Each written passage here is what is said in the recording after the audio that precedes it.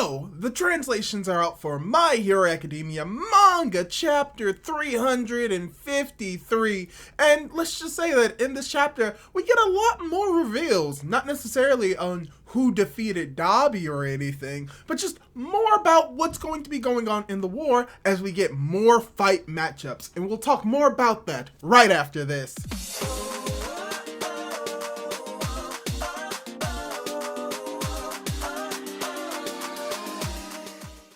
Hey guys, how's it going? It is your boy, Manga Man Drew, and I'm here to do my review for My Hero Academia Manga Chapter 353, titled Endeavor. And from what we got with the title of this chapter, you would think that we will be focusing all on Endeavor, but no. We're actually focused on the different individuals spread out throughout this entire war as we get more reveals on who's going to be fighting whom and where everyone is currently, and we do get some major surprises for people who are going to be fighting. But now let's dive more into the review proper, starting off with how the fight between Dabi and Shoto went. Because from what we see in this chapter, it appears to be that Shoto has defeated Dabi straight out, that Dabi is no longer going to be in this fight. But I believe that there's a little bit more to it. And I believe that there are a few lines coming from some of the other pro heroes in the area who have captured some of the villains and is now fighting against the Nomu. They're talking about how they were very lucky that they don't have to go up against other Tartarus villains, which we do get some name drops. One of the Tartarus villains that was name dropped is Kunita, who we are going to see in this chapter because he is going to be the one fighting against Aoyama and Fat Gum in the area where we first started off this war. And that's something interesting that I'm going to get to in a little bit later. But the heroes that are against Dabi and in Shoto's area near Kamino, and these pro heroes are saying that they were lucky to be in Kamino because Shoto was able to defeat Dabi, as well as the fact that you have another pro hero questioning how Dabi is alive.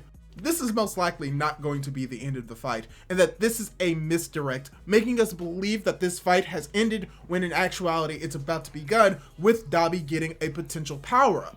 Especially when in this chapter we get a look at his chest and we see that there's a bright light there.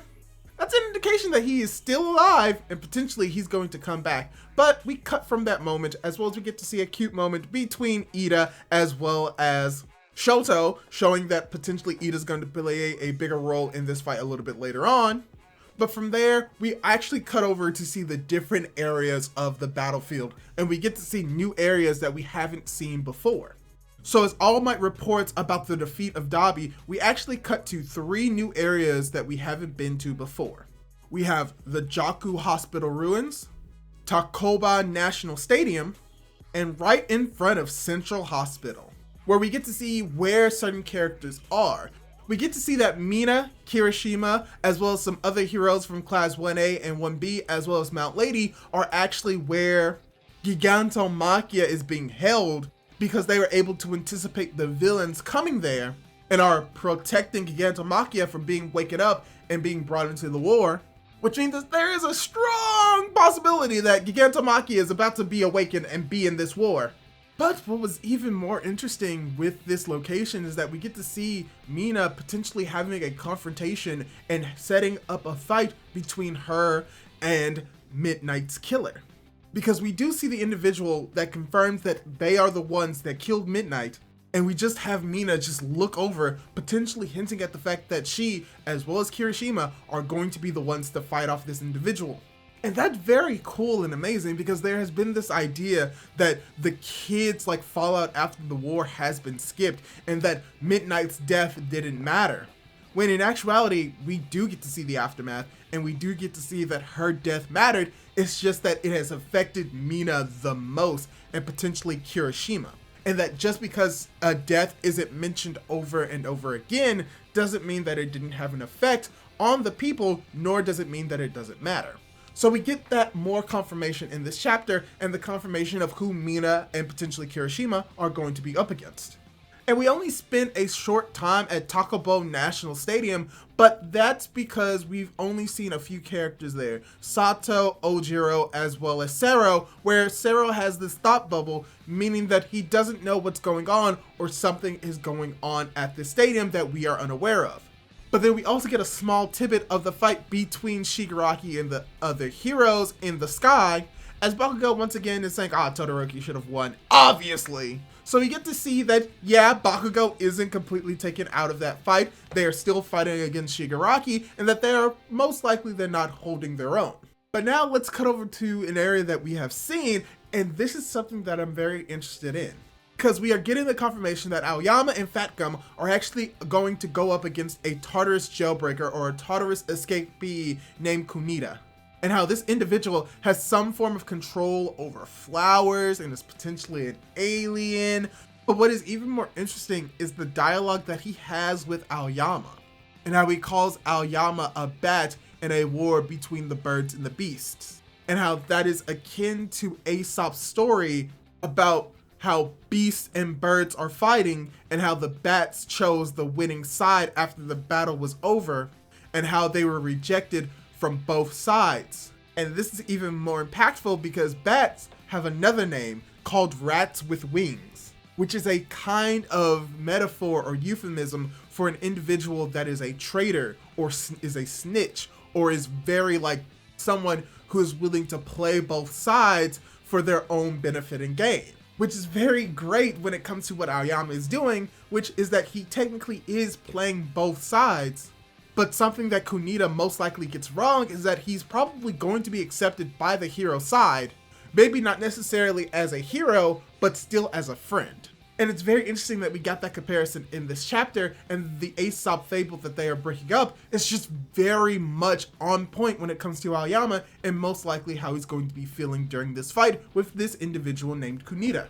But we probably get to the second most impactful part of this chapter, where we're actually in front of Central Hospital with a hulked out, raging Spinner attacking against Shoji and Koda.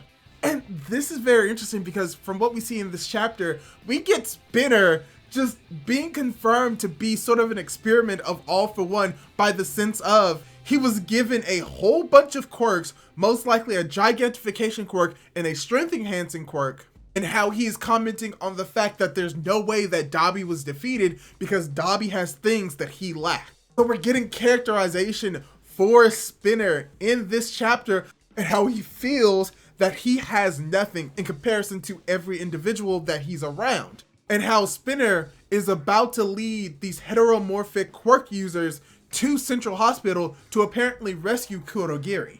So this is very interesting that we get to see that Central Hospital is going to be a location in a battle for fighting, mainly because you have Kurogiri who's there.